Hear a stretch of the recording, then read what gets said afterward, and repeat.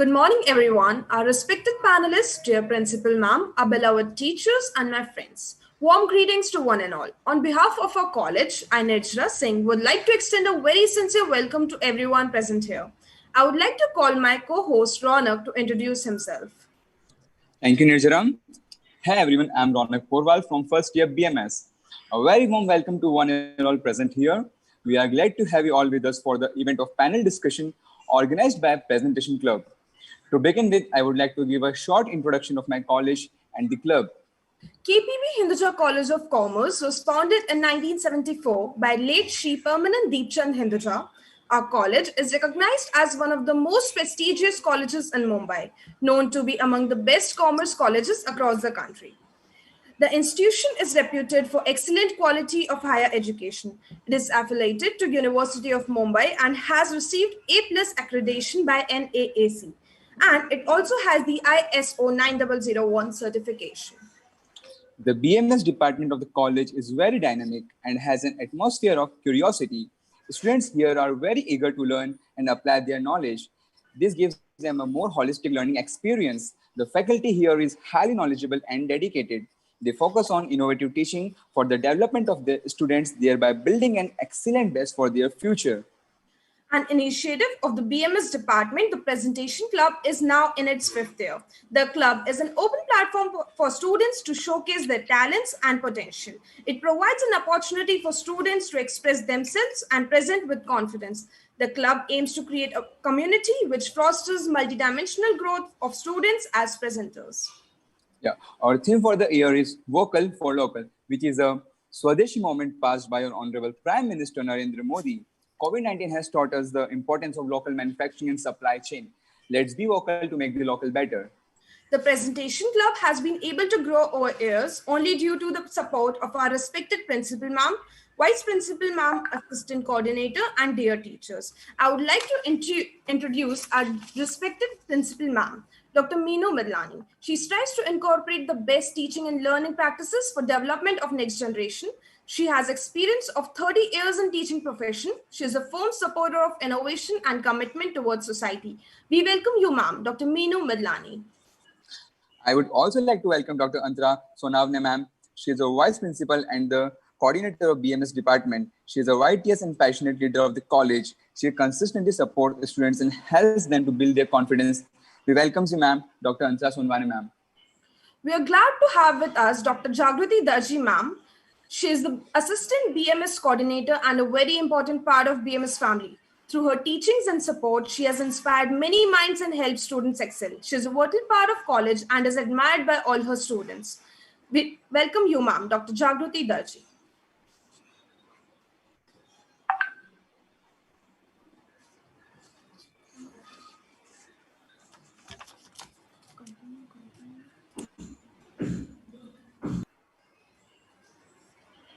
I'd also like to welcome our dear teacher, Dr. Rashmi Maurya, ma'am. She is a major source of guidance as the coordinator of placement and internship committee. Her presence is very kind and calming for students. She is always admired for her ways. We welcome you, ma'am, Dr. Rashmi Maurya. Last but not the least, I would like to welcome our beloved Dr. Sheetal Modi, ma'am. She is the founder and convener of Presentation Club, a loved and respected teacher at KPB Hinduja College. She believes that students' growth and learning are of primary importance. I would like to invite her to share a few words with us. Over to you, ma'am, Dr. Sheetal Modi. Good morning, all of you. Good morning, Krishnan sir. Good morning, Rita ma'am. Good morning, Pankaj sir. Am I audible to all of you? Ma'am, my voice is a little bit low. Yes, Good morning. Good morning. A very warm good morning to all of you. Good morning, Krishnan sir. Good morning, Rita ma'am. Good morning, Pankaj sir. On behalf of the Hinduja College, on behalf of the principal, vice principal in the department, I welcome all the panelists, and I am really thankful to all of you to spare your valuable time on a Sunday and giving your knowledge to all of us.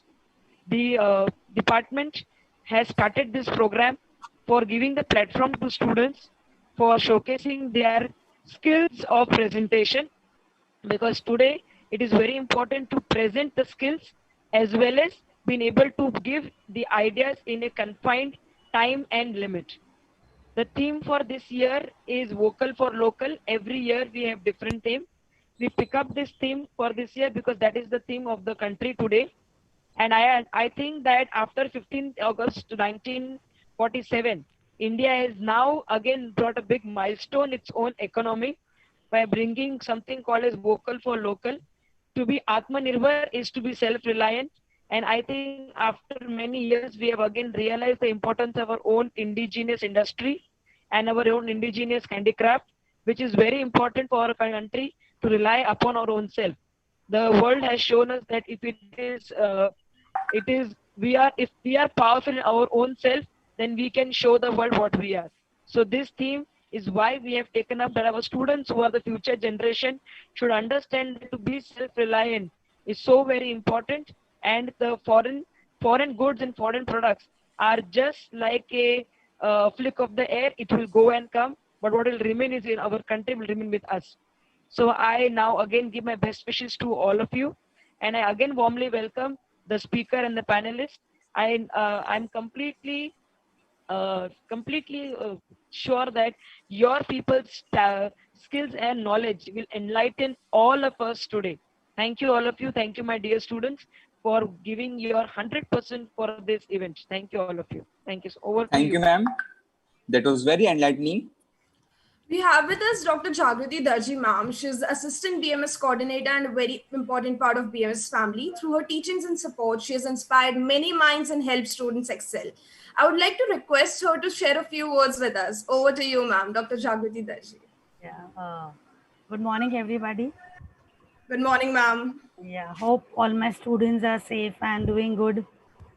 Yes, absolutely, ma'am. Yes, ma'am. Somewhere, we have studied lectures also in between. They have, I don't know how come they have arranged the thing on Sunday. Wow, good, great. Anyways, talking about Atmanirbhar, yeah, no doubt somewhere there was a point of time where India was called as Sone ki Chidiya, and we were really self-sufficient. And because nowadays, there's WhatsApp and all these media, they have opened our eyes basically, where we are getting to know so many things about our own Indian history, how our forefathers, how our, the past, how India has been in the past. So I think this pandemic has also given us a chance to understand this. And I think our Prime Minister Shri Narendra Modi ji, he got actually a great idea, of calling this Atmanirbhar Bharat. And as Sheetal ma'am said, vocal India ko, local ko vocal karo. So somewhere this pandemic has actually given us this chance. I really feel somewhere if you got a product which is made in India, and uske samne if you are given made in Japan, why do people prefer that? Why is that? Why do people have that belongingness for the brand? So I think India has that skill. India has those, India actually has that potential to grow somewhere. So maybe this pandemic has given us this chance, and my PC students, Sheetal ma'am, they hit the right tab at this time, where we talk about Atmanirbhar Bharat. And I think our team, our excellent speakers are gonna throw, some light on this topic and make us this generation, more enlightened towards this. So best of luck to all of you. Welcome these speakers to Hinduja College. Tejas sir, welcome. Thank you, ma'am. That was Thank very you wonderful. thank you, ma'am. It's a pleasure. Oh yeah, Porwal sir. Yeah, please welcome to college. And we started the formal program. Yes. Yeah. Thank you, ma'am. That was quite wonderful and enlightening. I feel honored to introduce you all to the panelists for the event. Firstly, we have with us Professor Krishnan R. He is an electrical engineer from IIT Bombay and a postgraduate in management from IIM Calcutta, with over 30 years of experience in corporate world across manufacturing and service sector. He started his career with Crompton Greaves Limited at Nasik and then moved to BPL Sanyo Utilizer and Appliances Limited in Bangalore.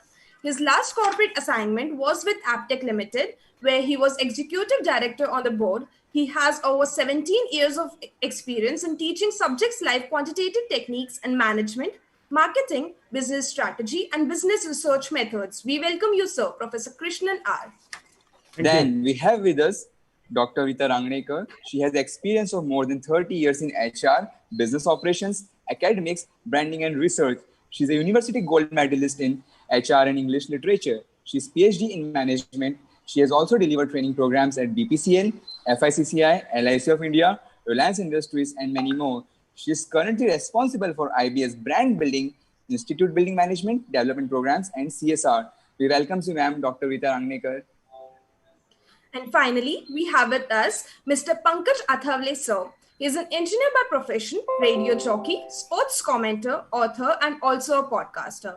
He has over 15 years of experience in radio and sports broadcasting, All India Radio.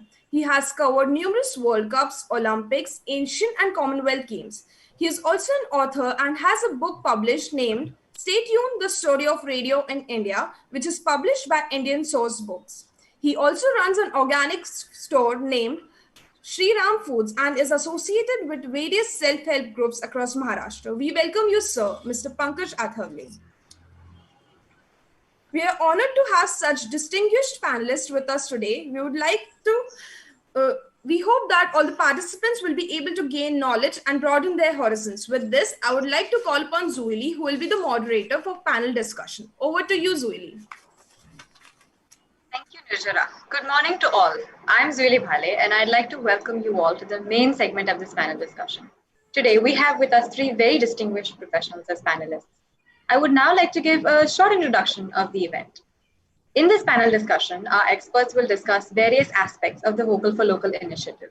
We will deliberate upon the topic, which is Atmanirbhar Bharat, fostering the growth of Indian startups and MSMEs for a self-reliant economy.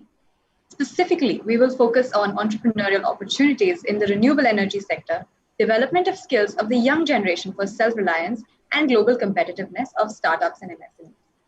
To begin with, the panel members will share their thoughts on the topic, and then we will dive deeper with questions.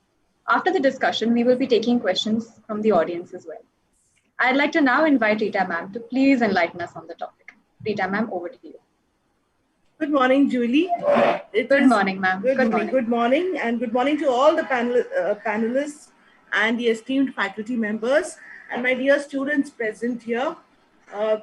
Let me, before starting, congratulate all of you on such a wonderfully coordinated program.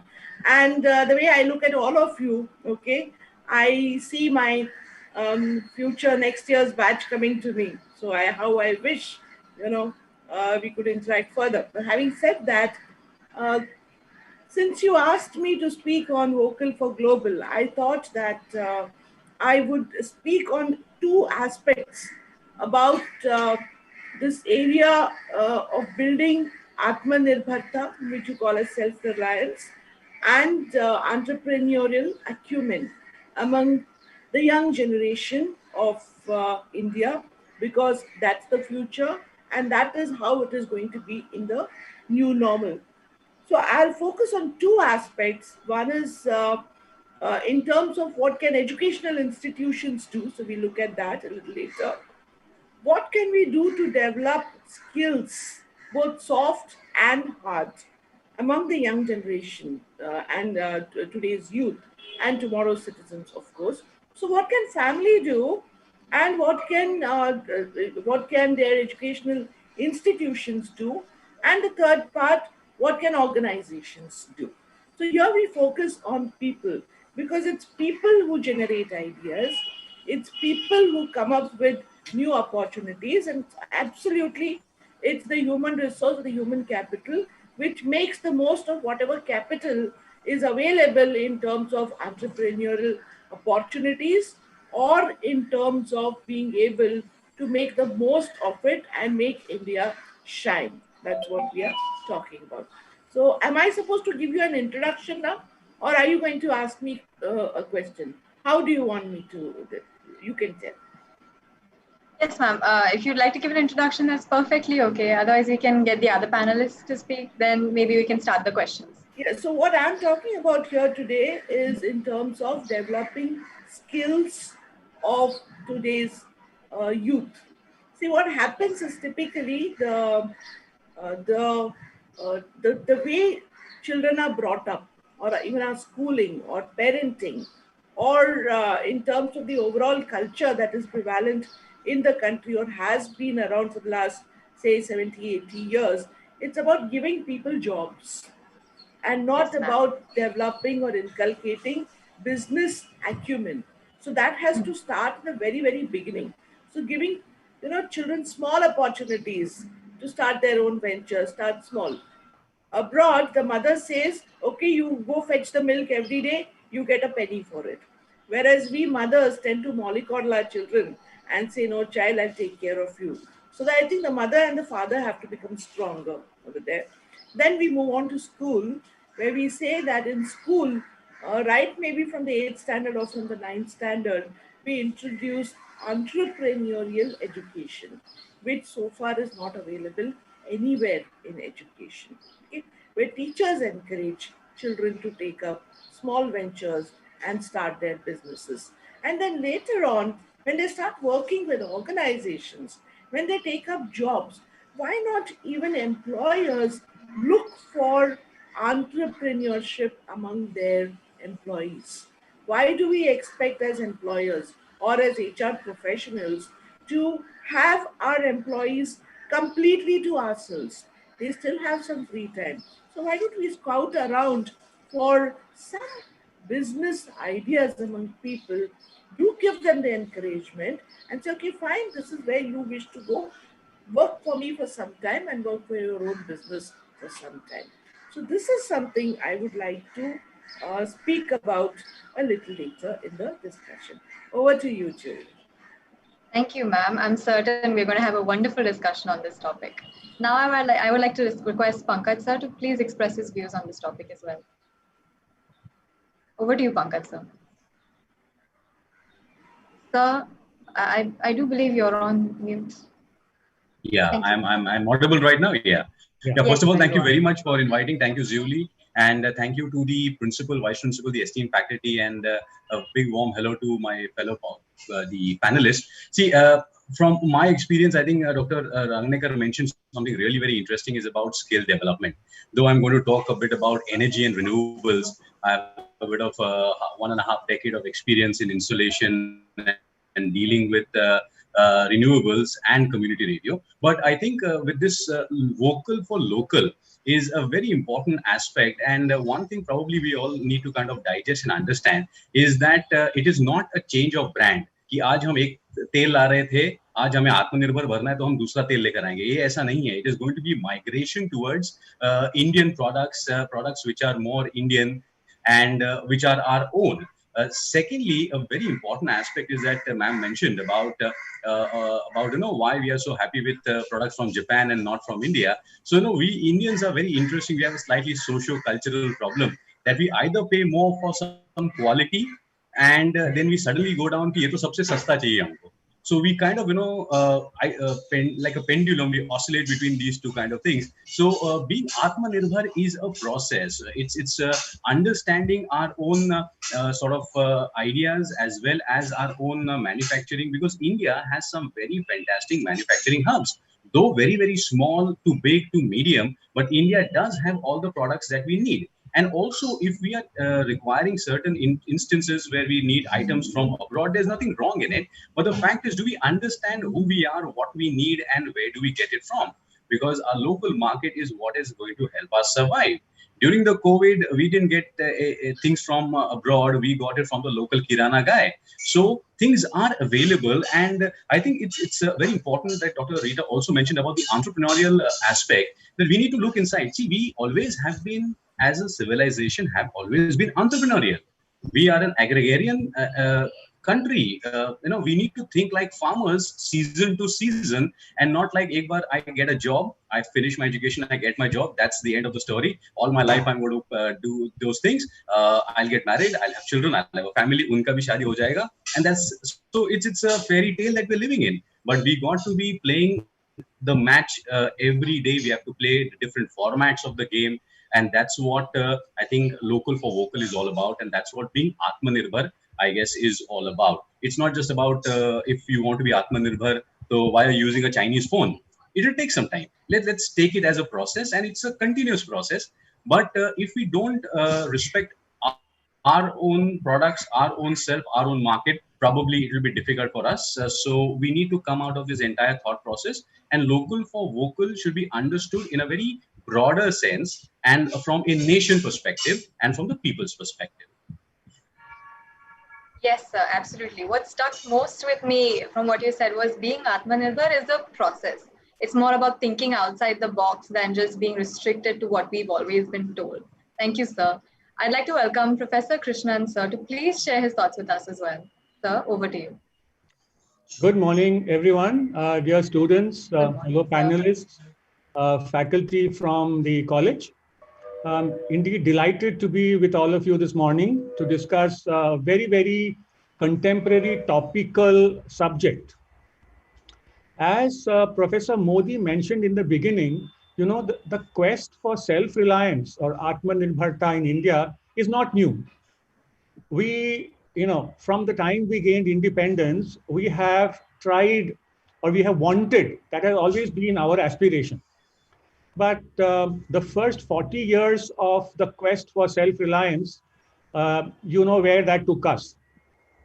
So my big worry is that if we simply go by the slogan, we will land up exactly in the way we did from 1947 to 1991, which is not a good ending. Atmanirbharta does not mean completely going inward, as they say, navel gazing. We need to look at the world. We need to be globally competitive. There is no substitute for that. We can't lock ourselves into a corner and then say, I will do everything, because you can't do it. Simple. So we need to be connected to the world.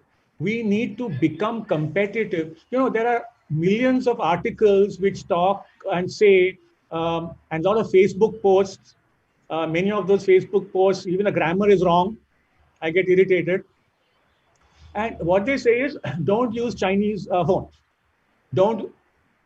But that is not what we need to say. That's not what we need to be talking about. We need to figure out why we can't make products like they do. That is the right question. Well, if they are making products and if people find it worthwhile for the price, they are going to buy. So nice slogans are not going to change. The question that we should be asking as management professionals and senior thought leaders is, why can't we make a better phone at a lower price? This is such a huge country, but nobody is asking this question. Will we say that if you don't use Chinese phones, we will never use phones? Is everybody willing to pay 50% or 20% more for a certain product? They'll say yes, but then they'll go and buy whatever is more cost effective. But we can, and that's what Pankaj was saying, I'll just borrow from him, that we can do it. But we need to direct our attention to doing it. And that is what is Atmanirbharta. That we develop the ability to be globally competitive in those things that we want to make. And those things which we are not good at making or which we do not want to make, we don't waste our energy, resources on that. This is like saying that, I will not ask anybody else to do anything for me. I am going to do everything that I need myself. This is going to the caveman. Yeah, when they made their own footwear, they made their own clothes, they made their own house, they made their own food. Not very efficient, come on. So we need to figure out which are those things we want to do. And those we have to do it so well that forget anybody else. Nobody will buy from anywhere else. Indians will buy from India and the world will buy from India, period. And then decide what are those things that it's not so necessary for us. We don't want it. We don't need it. We are not very well positioned to do it. That we can get from outside. I mean, all of you have maids, right? To do cleaning of the house. There's nothing wrong with that. In fact, it generates employment. Yes. What would happen if we said Atmanirbharta? From tomorrow, I am stopping everyone. No maid, no driver, no cook. Is that Atmanirbharta? That's what unfortunately most people think. It isn't. By employing them, you generate employment, you contribute to the economy, and you are using your time and energy to do something so much better. That is what we need to get. The spirit of entrepreneurship, the spirit of being globally competitive, that is what will make India self-reliant. We were like that. There is enough evidence, and there's a lot of historical evidence about historical commentaries on India, which is contested. Somebody says this was good, that was good, political ideologies, all that kind of stuff. But this is one aspect nobody argues, that we were indeed the Sone ki Chidiya. We were a major part of the global economy. Yes? If we could do it then, why can't we do it now? So the potential is there, the drive has to be there, and the focus has to be there. This is what we want to do. This is what we must do. And that will make this, vocal for global a real success. We have to go beyond just the slogan. And it applies to every one of us at every income level, at every education level, every social level. Yeah, with that, with these opening marks, I'll hand it over to you, Julie. Thank you, sir. We have gained clarity on the topic now, thanks to our respected panelists. I think we can begin to dive a little deeper and ask a few questions. My first question will be to Rita ma'am, and it will be on a subject which is of importance to all of us. That is jobs. Ma'am, India is a young country and jobs are extremely critical. We're in need of job creators. MSMEs and startups will have to play a big role in job creation. For this, skill development is important, but it does not appear to get the requisite attention in our education system. How can we develop soft skills of the young generation so that they can become successful entrepreneurs or have a good career in their professional life? What role can our education institutions play? Thank you, Julie, for this question. The first thing I'm going to say over here is that somehow, entrepreneurial education, or you call it business education, or your master's in business administration, or your bachelor's in business administration, typically is focused and packaged completely towards making young management or as a potential managers into managers for organizations. So we are looking at things like cultural fit or organizational fit, or he's an organizational citizen and someone who can fit into a job, meaning that he learns how to adjust in an organization and works for bosses or works for CEOs. And then you say you grow up the career ladder. Why can't we change that focus, okay, at least to some degree, and say, let's look at, developing people to become business leaders. I'm not saying this in terms of immediately giving somebody an air-conditioned office and saying, okay, today you're the boss. But I'll give you, an example. Typically, when those were the days when the trains were available. I don't want to name the community, but certain business communities, they're willing to sleep on the platform till the train comes, and they're willing to travel second class to reach their destination just so that, business moves on.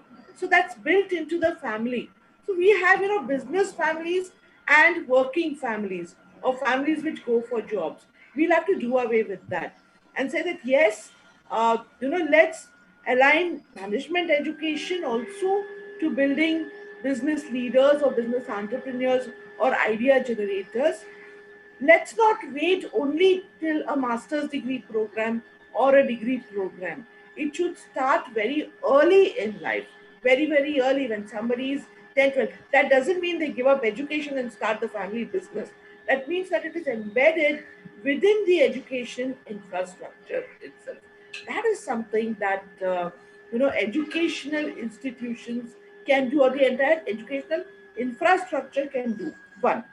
Second part, I think you asked me about skills. Am I right? So there are two aspects here. When you say skills, am I audible? Yes, you Yes, are. ma'am. Yeah, Yes, okay, yes, because ma'am. you're done. Okay, so one is skills. So skills are two. Uh, we start with I would like to start with the soft skills because we are talking about vocal for global. So it's also about the ability to speak about different business ideas, talk about your plans early in life, and then move on.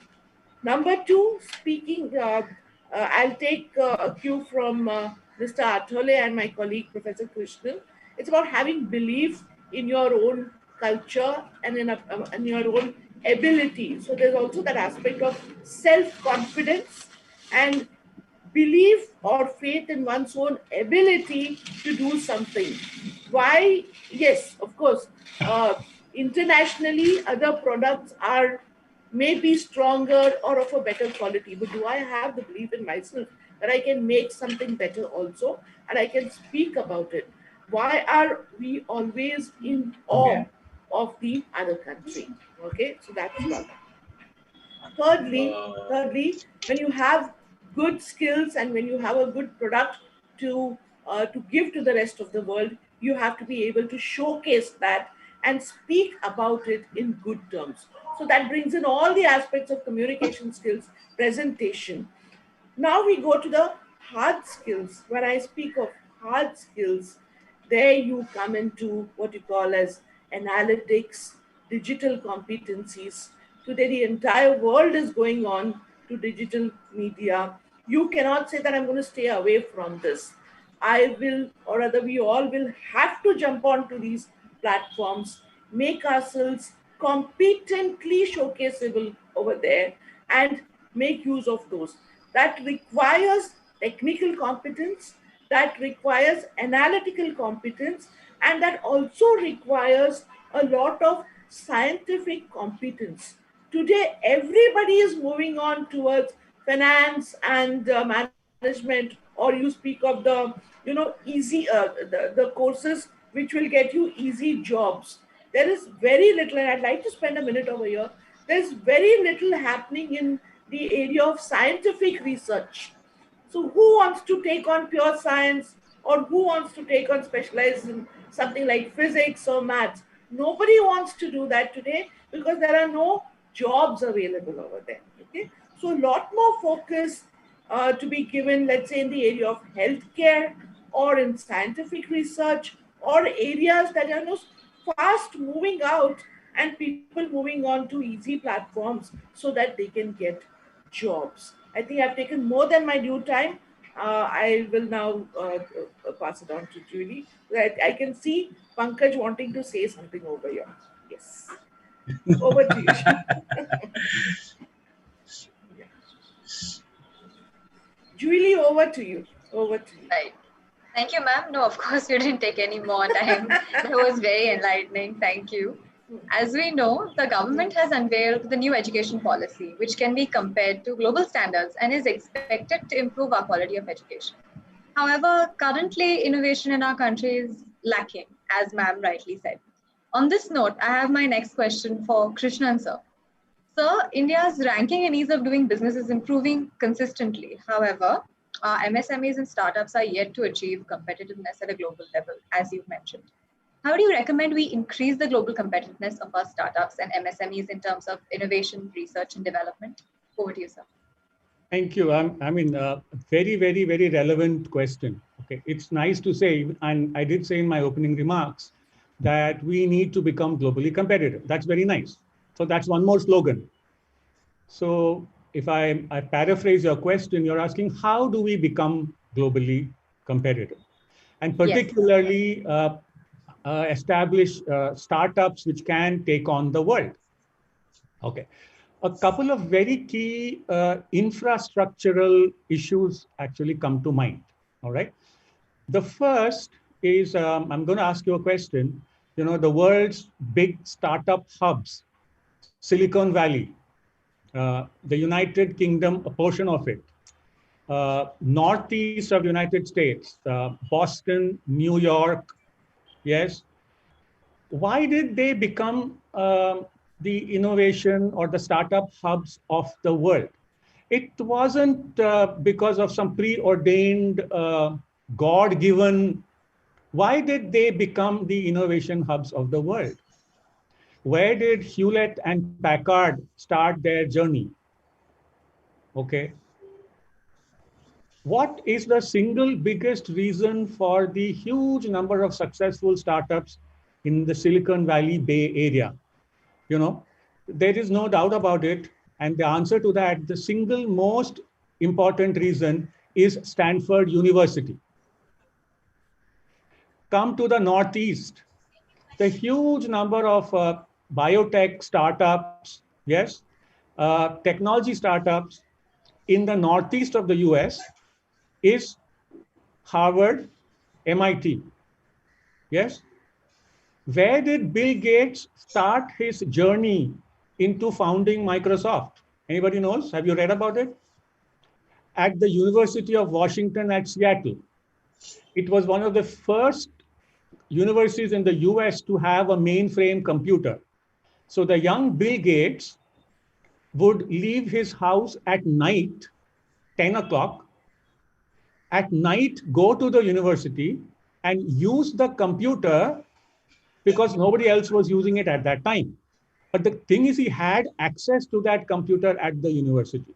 So the first thing is that if you want to establish world-beating, competitive, globally competitive startups, university academic interaction and the university system itself must come up, must rise up. And just like Professor Rita, my colleague, said, we need to focus on entrepreneurship. There is a difference between innovation and entrepreneurship. Most people think it is the same. It's not the same. Innovation is doing something new, either a new thing or a new way of doing things. Both. Even process innovation is equally important, a new way of doing things, or creating something new in the first place. We are actually very innovative because almost all innovations in the world are created by Indians. Look at California, look at Silicon Valley, the world of computing, software. You will always find an Indian there, right? We know that.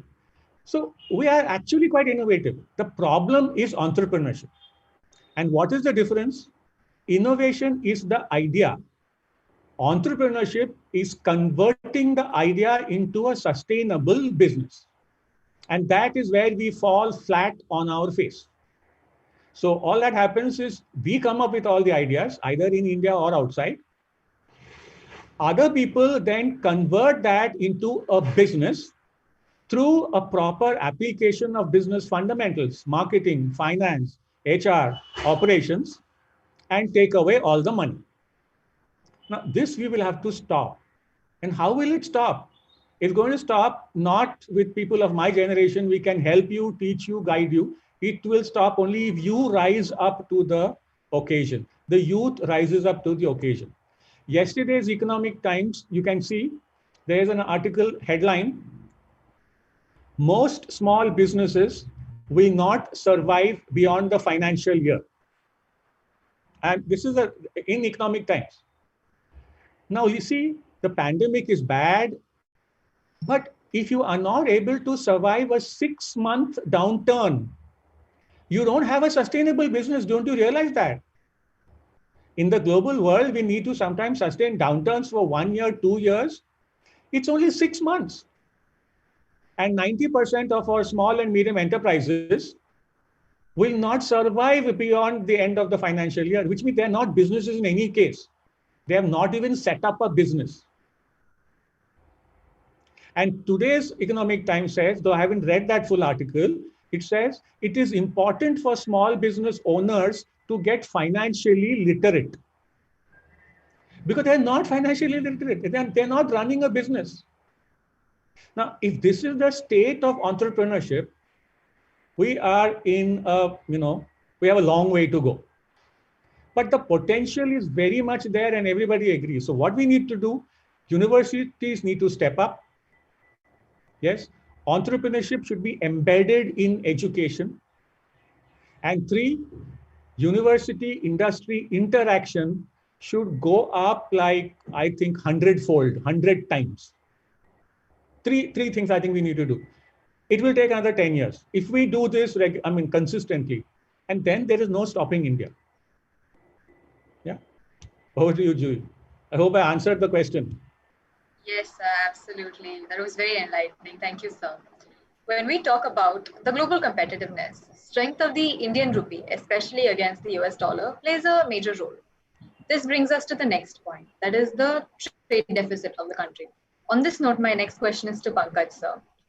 So, as we know, crude is the largest import for the country, and it adversely affects our trade deficit. India is heavily dependent on OPEC, US, and other oil-producing countries for its energy requirements. How can we reduce our dependence and simultaneously increase self-reliance in this sector? What steps should be taken? Over to you, sir.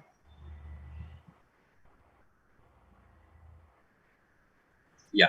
So thank you very much. On this note, it's a very delicate point that you have mentioned, that you want to be self-reliant and you got to reduce consumption.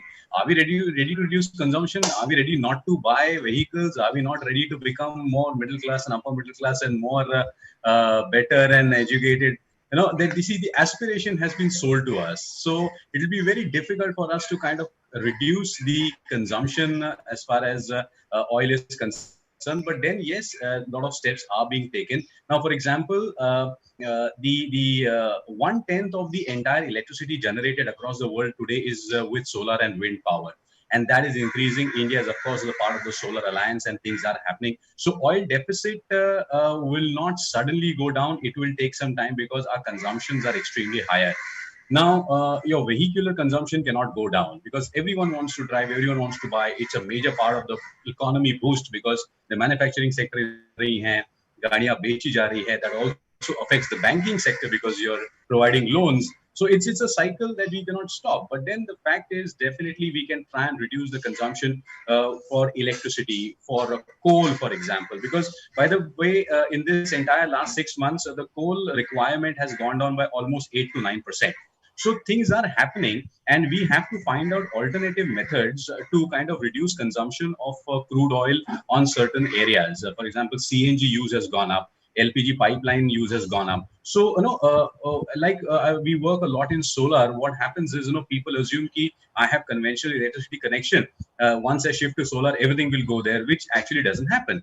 So in this case, in order to reduce the trade deficit, in order to reduce the oil consumption, we will have to kind of reduce it step by step on certain occasions. And India is a large country. So considering jahan par you don't need that much of oil consumption, can we kind of alternatively provide an option in terms of bagasse or in terms of wooden pellets that can be made from the local area, and smaller places where oil is being consumed, that can be reduced. Can certain waste items, because India is one of the biggest producers of waste, right, from garbage to e-waste, can those be kind of utilized to provide some kind of energy so that somewhere your consumption can go down? For example, I can go all the way down to why do we need a diesel shavadahini? Because people are dying, so you need to cremate them. Why do you need a diesel one? Can we have another option for that? So we will have to reduce it stepwise in a simple manner. Only then probably it will be useful.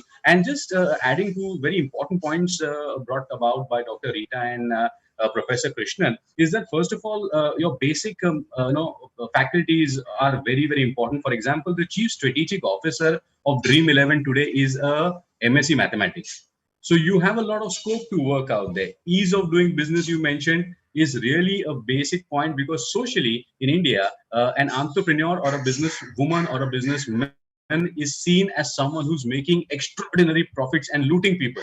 That is the way we look at it. That is the way we have a thought process towards business people. So compliances are something which need to be really, really simplified for entrepreneurs. And that's the reason why a lot of people don't want to get into all this jungle, because ease of business is not there. And Professor Krishnan mentioned it very rightly. it's more emotional and passionate for an entrepreneur to get into everything and not understand the financial literacy part of it. And a lot of people are so obsessed with job security, life security, that they don't want to venture into something as dynamic as entrepreneurship, because it has a bit of risk. Agar nahi hua to shaadi nahi hogi, job chala gaya to kya hoga, main ghar nahi le paungi. So it's across the spectrum that we have certain challenges that we have to overcome. And as both our panelists also mentioned, it's a long-term process which we need to start the journey in order to achieve maybe in about a decade or so. Yeah, Zuli. Yes, sir, absolutely. Thank you for that. In continuation of what we just discussed and what we know, there is a need for us to increase the country's exports so that our trade deficit reduces. MSMEs can become a game changer in this regard. On this line, my next question will be to Krishnan, sir. So, export orientation of MSMEs is limited, and there is good scope for them to expand their footprints in the global markets.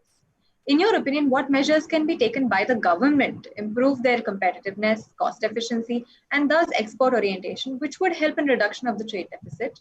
Over to you, sir. Thank you. Yeah, the point, actually, I am going to have a disclaimer right in the beginning. My own view is that as far as export orientation is concerned, the government is doing a fair amount, in fact, has done its bit. So looking to the government to make us export competitive is looking in the wrong place, because the government's role is structural. Yes, it can give you duty drawbacks, it can give you concessions for blah, blah, blah, etc. And we've had more than enough of that. The point is, we can't look to the government to make us competitive. We need to want to become competitive. See, most people think competitive means government must give me subsidy so that the cost price becomes half.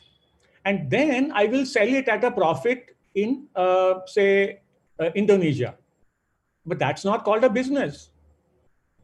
Yes. And the era of the government giving subsidies, that is truly over. That ship has sailed. So if you keep looking to the government, you'll not become competitive, because the government has done a fair amount of stuff. And look at industries which have become competitive.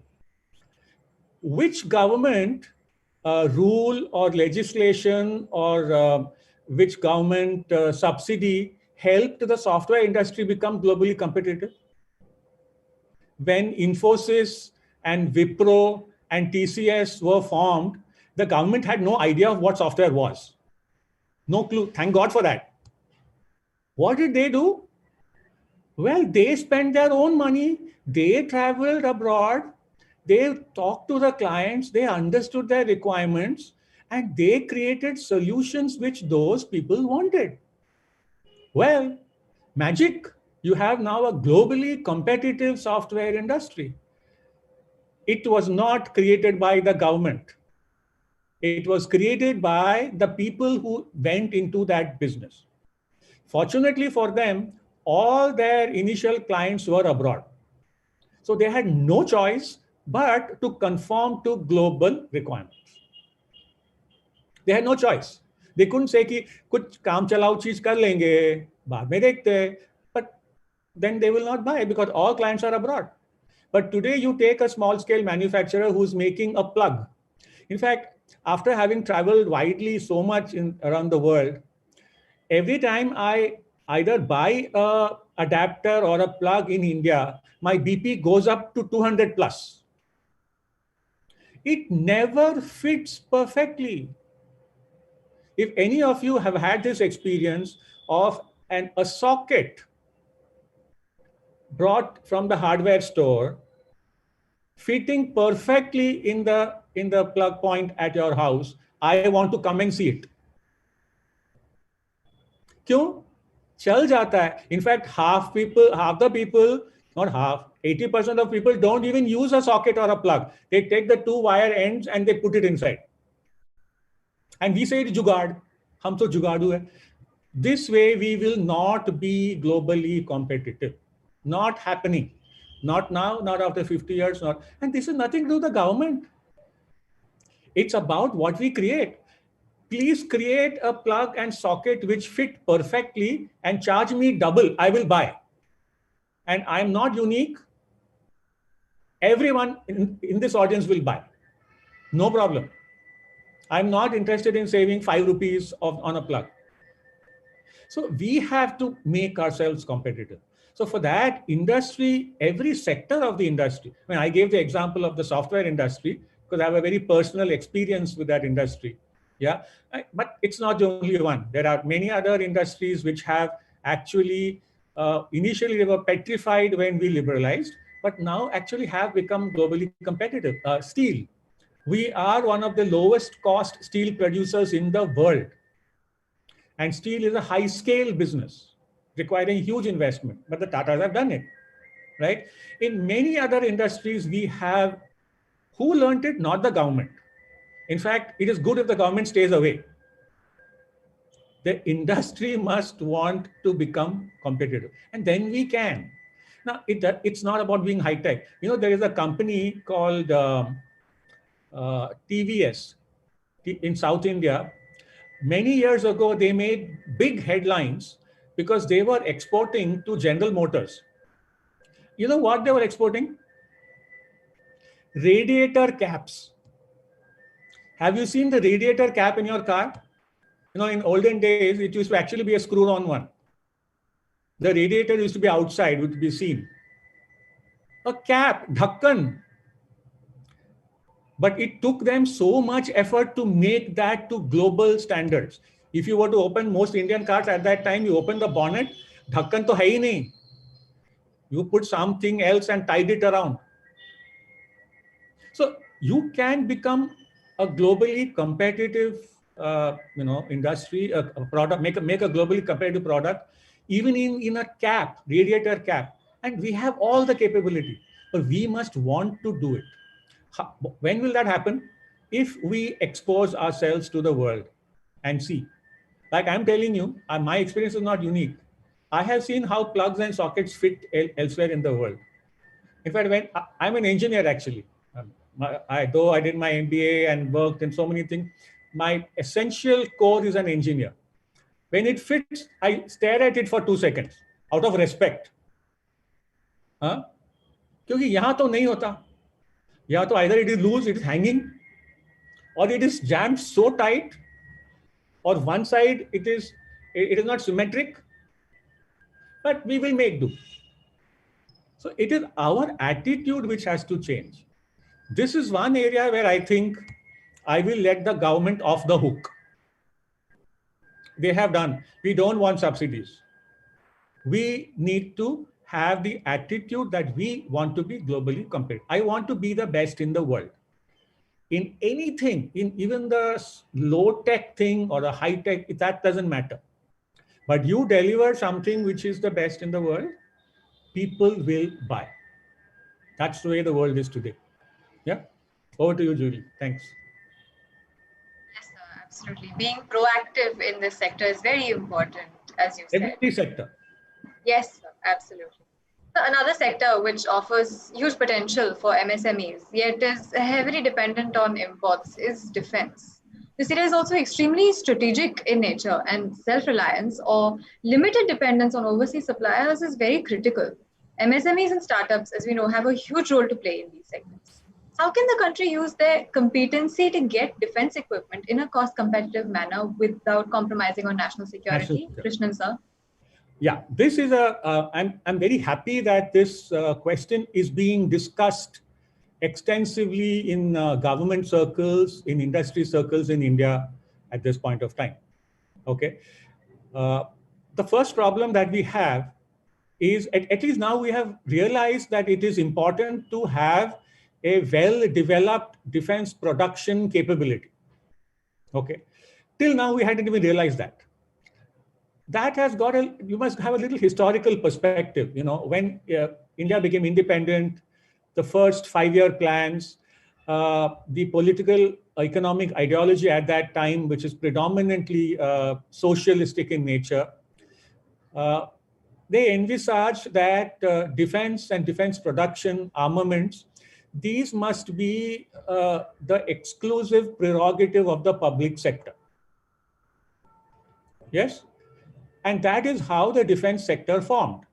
Hindustan Aeronautics Limited, has been under a lot of discussion when the Rafale jets came. Actually, we can make it. Technically, we can make it. So that's nothing very great. The Defense Research and Development Organization is a public sector organization. The OFB, the Ordnance Factory Board. So all defense was focused only exclusively on the public sector. I think I will not spend any more time in trying to explain why that's not a very good idea.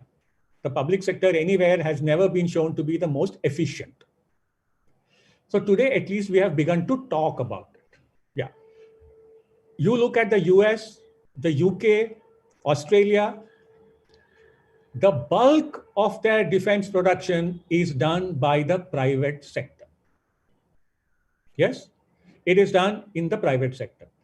Now, for that, we need to have a strong manufacturing base and a high-tech manufacturing base, because defense requirements are really very high-tech. You know, the people who make the radiator caps cannot make defense equipment. We need to develop a very high-tech manufacturing base in the country. Unfortunately, in the last 20 years, in fact, post-liberalization, the one thing that we have not done, or the one thing that we completely forgot, is focus on manufacturing. We have to start that. We have to get our engineers. Our engineers go out and do very well. But here they have nothing to do, because we don't want to manufacture. In this entire audience, I am probably one of the few people who's actually worked on a shop floor, and I wouldn't mind going back again. Yes? Ask any engineer from anywhere, IIT, anywhere today, they don't want to go anywhere near manufacturing. That is not going to help us to establish a sound production manufacturing base. So for that reason, you know, a lot of these tie-ups which the government is now thinking of, where they have what is called a phased indigenization program. So you buy so many jets from abroad, then over the next 10 years, half of it is made in India, and after another so many years, the whole thing is made in India. We need to generate, and we need to in many cases import that capability. And we need to move defense production to the private sector. And the role of the government should be the legislation, the framework, yes, to ensure that we do not compromise national security and sovereignty. We have to get rid of this obsession. Just like, somebody mentioned, in the past, we thought anybody who runs a business is a bad guy. Look at all the Hindi movies of the 60s and the 70s and the 80s. The businessman is never the good guy. The businessman is always the crook. Smuggler hai, ye hai, wo hai. It is only, they say, after DDLJ. Remember the movie? Most of you probably were in school, where being in business was shown in Indian movies to be good. No, he's not a bad guy. And thereafter, in all the movies, the hero is a businessman. In the 60s and the 70s, the hero was a government servant. You're too young, but if you think of the movies of Sanjeev Kumar, he's always a government servant in a wood-paneled office. Subah sham ko office jata rahega. After DDLJ, the hero never goes to office because he runs a business and it's good. Same way, we have to remove this suspicion that if you give it to the private sector, they will sell it. They will compromise the country. But that is why the government is there. So the government has to put all those checks, balances, rules, guidelines, frameworks. That is the role of the government. The role of the government is not manufacturing. Here you have the government trying to manufacture jets at HAL, at Koraput, HAL, Nasik, yes? But the government is not supposed to manufacture jets. It's a high-tech device. Give it to the best technologists in the private sector. Let them invest. Let them get foreign technology. But put the rules, guidelines, regulations, and checks so that our security is not compromised. It can be done. Same way, like the government is now putting rules, guidelines to ensure that businessmen don't take the country for a ride. Yeah, that we accept, right? Private sector is good. Same way, private sector in defense also is good. And that's what the rest of the world does. So I think that's, but I think it's a good direction in which we are going right now. So we have started talking about it, and I think it's moving in that right direction, which is very good. Thanks.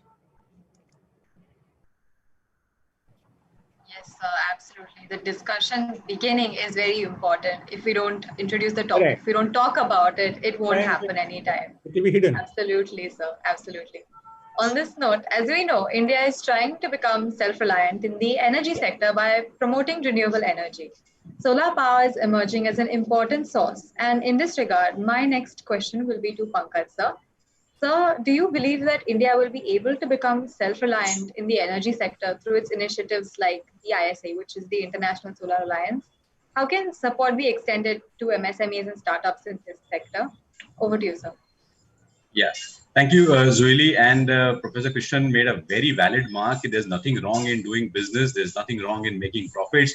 Please don't look at yourselves as the bad guy or that you're making money. But yes, as you mentioned about the solar thing, no, it's a very funny thing. There are multiple perspectives quickly, which I would like to sort of provide to all of you all. One is, yes, we can become self-reliant in energy because India has terrific amount of sunshine, and we definitely can exploit that. Although a majority of the population in the metros are vitamin D deficient, which is very sad because we have sunlight and we don't go out. That's another problem.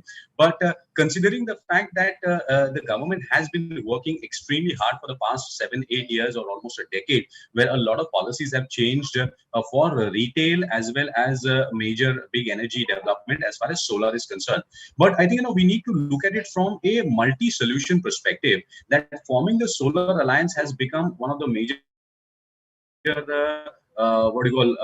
yardsticks for India, and India definitely will do well because India can provide a lot of innovative solutions to various countries, for example, the African sector or the Southeast Asian sector, to develop more energy. Now, India is doing well. So we have the solar power, we have the wind. Of course, there are certain challenges in that. But apart from that, I also feel that we need to also look at various different areas in the country.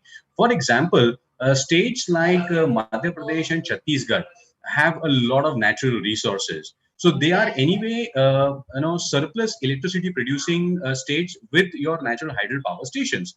So can they be used in order to take care of the central part of India? Rajasthan and maybe South India can be utilized further for more solar generation. So there may not be only one solution that may apply to this entire thing. We got to be very, very innovative in understanding the conditions and accordingly bifurcating, distributing the entire solution package. Coming to the MSME and startups, there is a lot of scope. There is no doubt about that. But the major hindrance for all of us is the attitude of the people that I've been working for the last 15 years in solar, but till date, 9 out of my 10 inquiries end up in counseling people that solar power is not free. It requires some minimum investment from you. Everyone is interested in free power. Everyone is interested in subsidies, as Professor Krishnan also mentioned, and this has to go out. I don't get business from 9 people out of 10 I'm talking to. Can you believe it? This is the challenge as far as MSMEs and startups in the energy sector is concerned.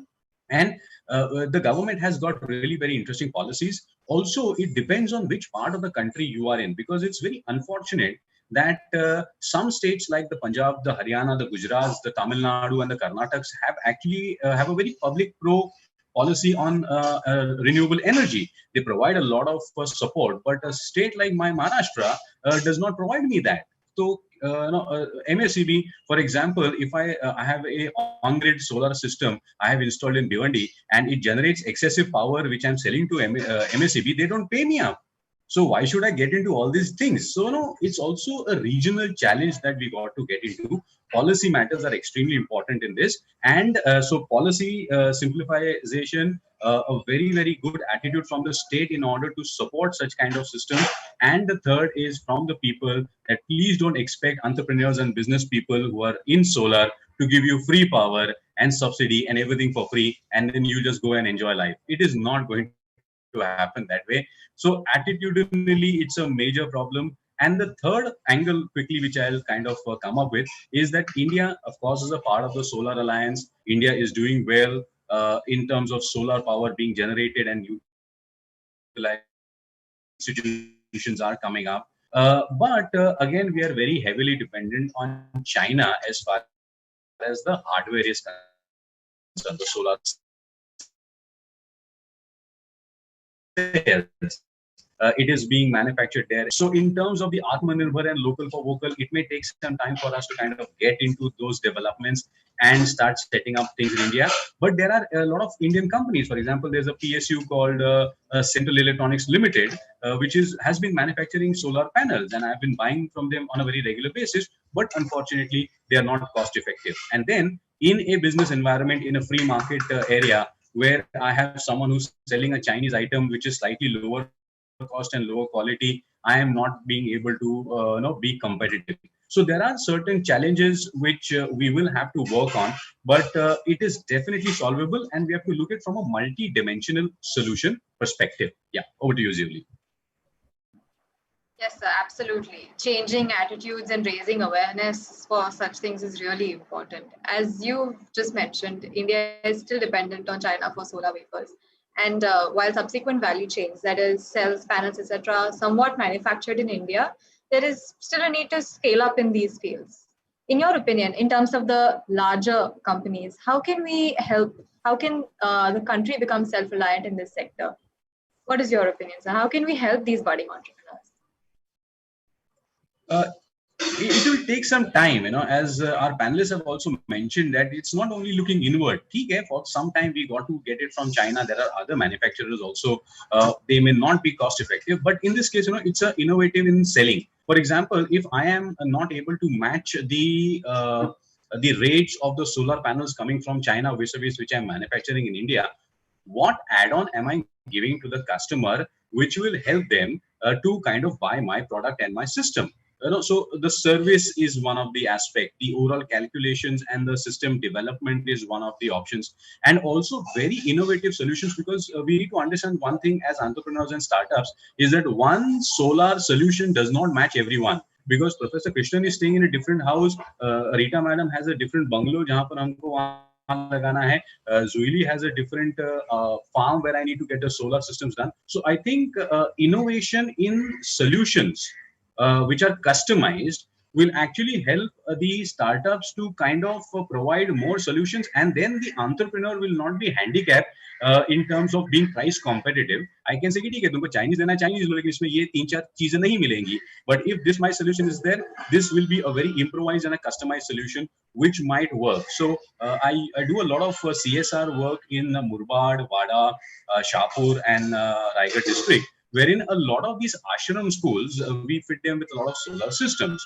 So there we have to provide a lot of interesting innovations where I have only a DC system. मतलब मैं जो existing fan lights है उनको हाथ नहीं लगाता, I provide a parallel system to them and give them a solution which is more economical for them, and then they will not fight with you as far as rate competitiveness. अरे उसका तो 3 रुपया कम है, इसका 2 रुपया कम है. So because as startups, you are going to talk to consumers and customers who are going to ask you a number of questions. The customer is always over smart, and in this age of Google, everyone is very knowledgeable, unfortunately. So you got to be innovative in your solutions, and at the same time try and get local manufacturers or vendors use their products to set up your entire system, which probably might just help us over the long run to kind of help change attitudes. Because if people in India see solutions, they are convinced, अरे हाँ ये चलता है तो ठीक है आप लगा दो. It's like a very interesting market. So you got to understand the market also and come up with very innovative solutions. Yeah. Right, sir. Absolutely. Highlighting their own USP is very important for a startup in this sector, as you rightly said. After discussing about various sectors like energy, power generation, defense, export orientation, etc., we come to another important aspect, that is hard skills or the subject knowledge. On this note, Rita ma'am, I'd like to ask you, how can our education system and institutions build the knowledge base of students from a young age, from an entrepreneurial point of view? Ma'am. Julie, sorry, I lost out the first part of your question because I just lost net connectivity for just that half a minute. So may I request you to repeat your question? Yes, ma'am, absolutely. I'd like to ask you, how can our education system and institutions build the knowledge base of students from a young age from an entrepreneurial point of view, ma'am? Yes. Uh, going backwards, going backwards, uh, entrepreneurship is something that comes to people's mind only after they've completed graduation. And then in the PG program, you have one small little subject called entrepreneurship. Okay. And typically, I've also seen that entrepreneurship is also treated as something like an add-on to management education or any kind of education. That has to be ingrained, right? I said that earlier, right from maybe the 8th standard or a little earlier than that, where it is embedded into education and not given as an add-on or also can do factor. That's one. Secondly, the way education is aligned towards people getting, people fitting into roles, as against that, can we develop among people and within your education system itself curiosity, risk taking, okay, and exploring attitude to look at what else is available, moving out, some degree of adventurousness. So that, I guess, will come through projects, okay, live projects, mini projects, exposing people, and also, maybe cutting down the amount of pedagogy or scholastic material that we give our students, as against giving them a more exposure to practical work, a lot of practical work. You still see today, after 10th standard, those who get 90% and above go to proper colleges and spend a lot of time over there. And then you also have something called an IIT or a vocational education, which is typically relegated either to students who may not get very high grades, and they're not in your cutoff list, and therefore they should do a vocational program. Or Julie, with your permission, I would like to mention this, and I at that point of time fought with one of my colleagues who said that Mary Kamwali Bai, she wants to make her son an engineer. And we were surprised that he said that there is no need for him to become an engineer. He can always join a polytechnic and get a diploma and quickly get a job. Now that is the attitude of the haves, about the have-nots. Anybody can go in for vocational education. Why? Because that is what is going to build entrepreneurship. And typically, you'll see that people who didn't really have very good grades are the ones who become businessmen, and the high rankers get into high profile jobs and remain there. Okay, so that's one. So I said curiosity. Uh, Taking from Professor Krishnan's point, he was talking of quality. So a precision-oriented mentality right from the beginning.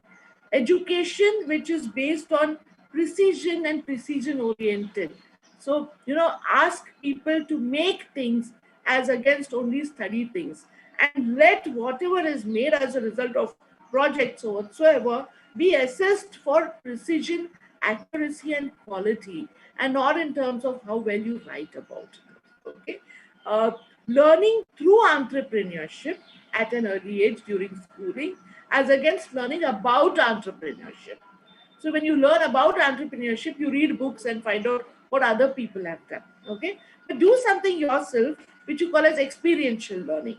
So, for example, I think we wanted to talk about Indian arts, handicrafts, culture. That is something which was part of our agenda over here. Are we trying to make those and align those to the global market? Okay, so we have khadi today. Khadi is so expensive, even in India. Okay, who will buy this? So can you make our own products, affordable? What we want to do is we build it into our minds. Let me make a quick buck. Let me make fast money. Okay, for people. So that's again build focus on quality and concentration as against wanting to make quick money for ourselves. Okay, I'll give you one more example over here. During the lockdown, we had the local grocers coming and delivering shops. I ask for half a liter of phenyl. That gentleman gives me a 6-liter jar because he wants to finish it off. Okay. I ask him for a cream which is small. He gives me something that will last me for the next 6 months. Why? Because he wants to finish off his product. That comes from our not our short-sightedness in terms of wanting to make a quick buck and make money for myself so that I'm comfortable. So that is something which will have to built into our education system, where, and I'm coming to what you want to hear right now: ethics. Ethics, building ethics and wanting to do well for the customer. So again, you may also make things, but there also has to be some degree of authentic service orientation. A service orientation method. Somebody I know has become a chef and he says he can't get a job. Okay, he wants a flash job in a 5-star hotel, whereas a lot of small uneducated people have jumped onto the bandwagon of making recipes on YouTube and have started small businesses. So therefore, also building service orientedness in our education system. Okay, so what I'm listing out for you over here are all the soft skills. Typically, sometimes we feel that soft skills is about showcasing our personality and looking good to people. Soft skills are about being curious, being authentic, being ethical, and having pride in yourself, and seeing your customer or your buyer serviced to the end. I guess that's what Krishnan sir was talking about. Okay, so can I come to your doorstep, make sure that your life is completely. So even when you're talking of doorstep, going all global to the other end of the earth and making sure that you give good products, so that is something which needs to be developed very, very, very early in life into your education system. Start business acumen, like he said, financial acumen, technical education, research orientation, okay? And within whatever it is that you people are doing, can something new be done? Can something new be done? And that is where he's talking about innovation, okay? And because Mr. Athole was talking about CSR to that great extent, can can something more be developed within universities, within schools, within colleges, towards social responsibility, so social service and social responsibility, and building entrepreneurial acumen, where you can bring in the underprivileged sector and make them self-reliant and bring them across that.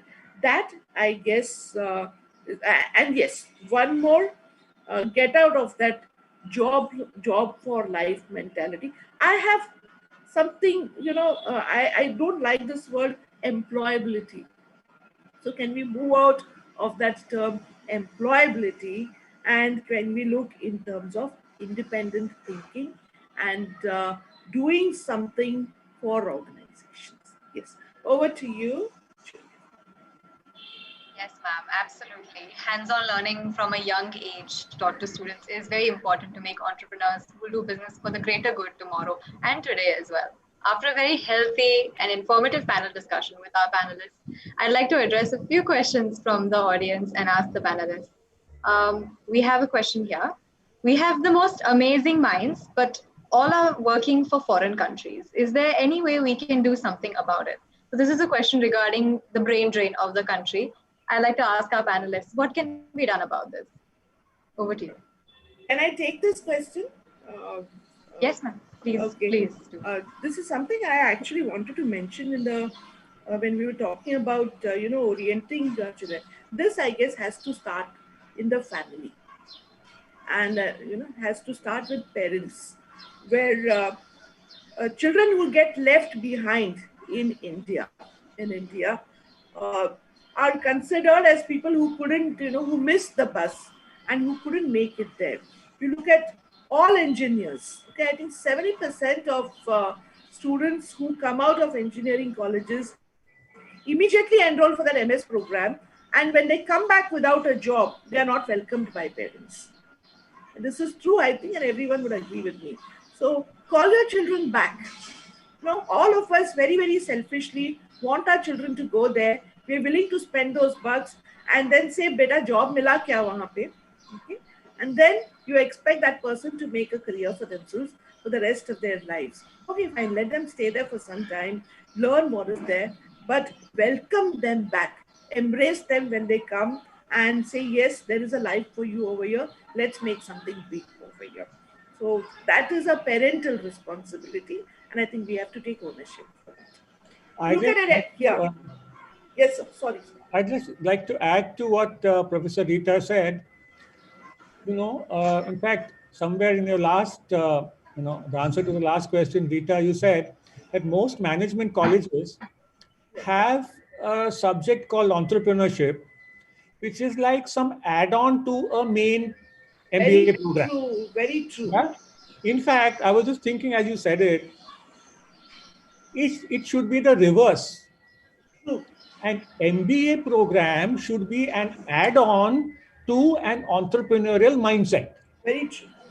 Very true. And that entrepreneurial mindset must start from home and the society. An MBA cannot make you an entrepreneur. But if you have an entrepreneurial mindset, an MBA can make you globally successful and competitive. I think we've got it the wrong way. Yes. Yes. So if we can address that, the question Julie asked, can we, then we will create opportunities here. Then those people don't need to go out. See what's happening in China. There's a lot of negative dissing about Chinese people in the US now.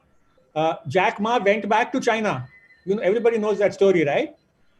Harvard didn't give him admission. He tried so many times. He didn't get admission. He went back and he launched Alibaba. Yeah, there are examples in India too. But it's not enough for a population of a country which is 1.3 billion people. We need a much larger social infrastructure for that. Yes, and I think Professor Krishnan mentioned really, he nailed it on the head, that the entire MBA process, what is it all about? And another social aspect, at the end of the day, friends, we are all selfish. The entire thing of $1 is equal to 75 rupees, plays on the mind. But the entire world is coming to India. Look at cricket. I mean, all the players are coming to play the IPL. Why? Because there's money here. India is the next destination. I know a couple of decades back it was fine, but I think the brain drain definitely will be reduced if we start working together. And as our panelists mentioned, if there are slight changes around here, the engineers won't go, because the only thing for the engineers is go there, get a good job, dollars mein paisa milega, shadi ho jayegi. This baggage is a slight problem that we got to get rid of.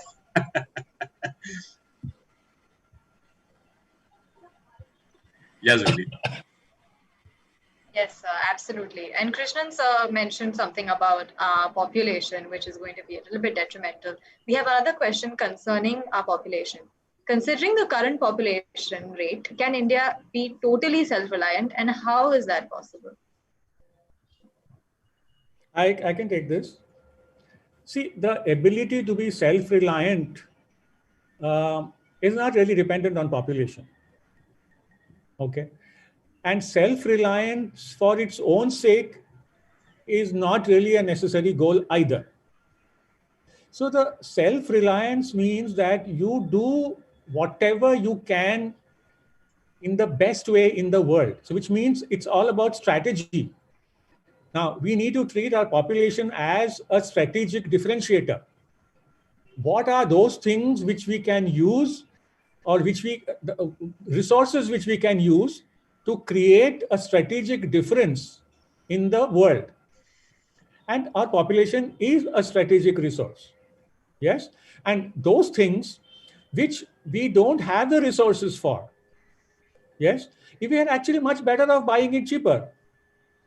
In fact, I know the IT industry very well. Software is very people dependent. You know that, correct? And we have a large trained manpower, scientific trained manpower, English speaking manpower, blah, blah, blah. Hardware is extremely capital intensive. In fact, if you go to the Intel plant, you won't find 3 people there. Yes, it's very capital intensive, and we don't have capital. It would be extremely stupid for us to say that all the hardware chips we need, we will only make. हम import नहीं करेंगे. You will be very dumb because you will use all your capital in that. So it is about using your resources effectively to make a difference. So if somebody else is able to give me that hardware chip for 2 cents, there is no need for me to invest $50 billion in creating a plant which will make that chip. I use the $50 billion to, for my healthcare, for education, for a lot of other programs. And I will use the resource which I have, which is people, train them, skill them, and create world-class products using that, services using that. So we have enough examples of how we have done it. We need to extend it to other product areas. So our population is good. Never say it's bad. It is extremely good. And that's what Professor Rita's point is, right? It is about training. It is about skilling. It is about developing those hard and soft skills. And that's where we should spend the $50 billion. I don't want to spend $50 billion to make a plant to make a computer chip. I'll buy it. But I'll spend $50 billion to train people, educate them in the skills which will make them globally competitive in certain areas. And with that skill, I will get not 50 billion, $5,000 billion into India. That's what Singapore does. Singapore is smaller than Andheri in Bombay. Yes? If they said that they will make everything themselves, how will it happen? So they are using their resources to deliver to the world a few things in the most competitive way. Use the money to buy the other things. And they are Atmanirbhar. Pretty much Atmanirbhar, right? And we can do better. So that's the whole point. Yes, sir, certainly. Utilizing our population as a strategic differentiator is very important. Yes, don't cry. Very rightly said. Yes, sir.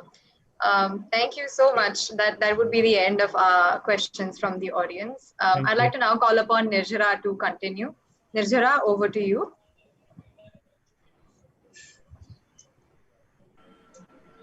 Thank you, Zuili. I would like to extend my heartfelt gratitude to all our panelists for sharing their knowledge. We have learned a lot from their experiences and words. It requires every ounce of energy for a sponsor to dedicate in an event, and the one who do it makes a grand gesture of serving through different means. We would now like to announce our sponsors for the event, without whom none of this would have been possible. Title sponsor IBS India Maitri School. Powered by Indian Stitch. Co-powered by Gailia Trader. Software partner Digital Technology Group. Automobile partner Emma Engineers. Finance partner MD Gandhi and Company. Media partner Khara Maharashtra, Mumbai Halchan, Enlighten India, Lok Shah and Mumbai Live. Prize partner Sun Infosystems. Your sponsorship in many ways has brought a huge amount of help to our event. Now, I would like to invite our beloved Dr. Rashmi Maurya ma'am and just to please share a few words with us. Over to you, ma'am.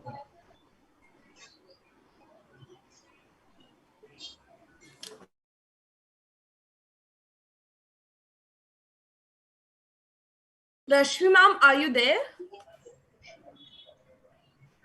Yes, Rashmi ma'am is there.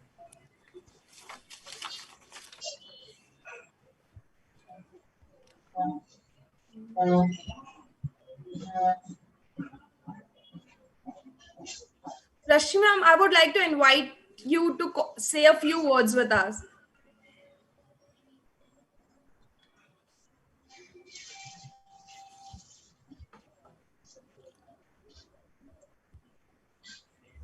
I guess she's busy or something. We'll just continue with the event. Now, I would like to call Josefa, the president of Presentation Club, to give a vote of thanks and thereafter dissolve the event. Over to you, Josefa. Thank you, Nirzara. I would first like to thank our respected panelists, Dr. Rita Ramnekar ma'am, Professor Krishnan sir, and Pankaj Athavale sir for this very informative session. Their expertise and words have really enlightened us. We have prepared a small surprise for our panelists as a token of appreciation. Saman, could you please do the honors?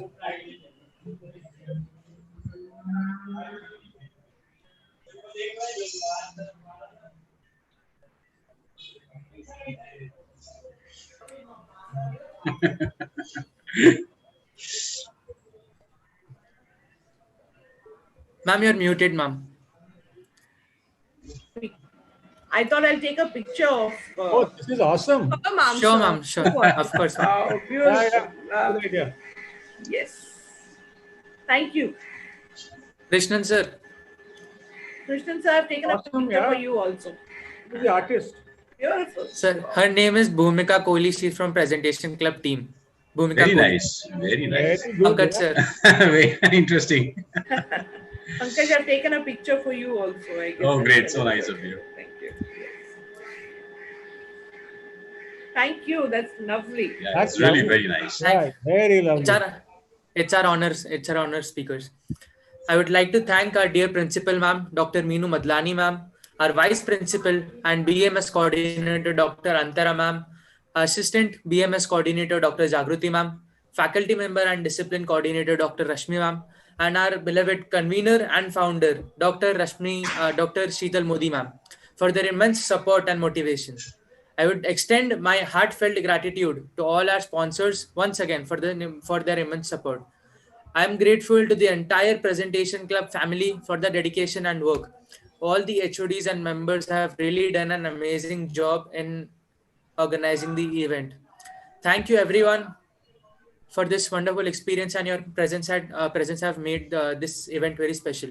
I would like to thank all the participants who have taken out their time and joined us for this informative panel discussion.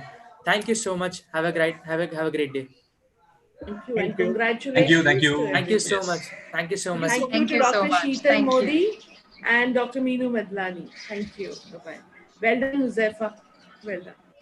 Well done. Thank you so much, ma'am. Thank you, Well all the done, faculties and Julie Sheetal. and Nirchara. Thank you. Somebody Thank you, please ma'am. unmute Thank Dr. you. Sheetal Modi ma'am. Krishnan sir, thank you so much. And Pankaj, that was wonderful. Tell me when your program comes. I will definitely watch. Absolutely. Sure, Yeah, sure. would like to. Definitely. I'll That's keep you all very posted. nice of you, ma'am. Yes, yes. Thank you so much. Thank you. Today. Thank you, Pankaj sir. I don't think I- so that the country could have such beautiful discussion like what's happened today. Just for saying the slogan vocal for local is not enough. We need to work hard towards it more. Krishnan sir, Rita Definitely. ma'am, Pankaj sir, you three have shown such a different spectrum of this complete slogan that I think everybody of us now thinks that the work has just started. Just the slogan is not enough. The work has just started to become self-reliant, and we all, the academicians and the students, have a very big responsibility on the shoulder to make this slogan successful for our country. I really have a grateful thank to all of you, my presentation team, the students, everybody have done it so very well. It was so well coordinated and organized. Really thankful to all my students, dear students, Dr. Jagruti, Dr. Rashmi, really thankful for their presence.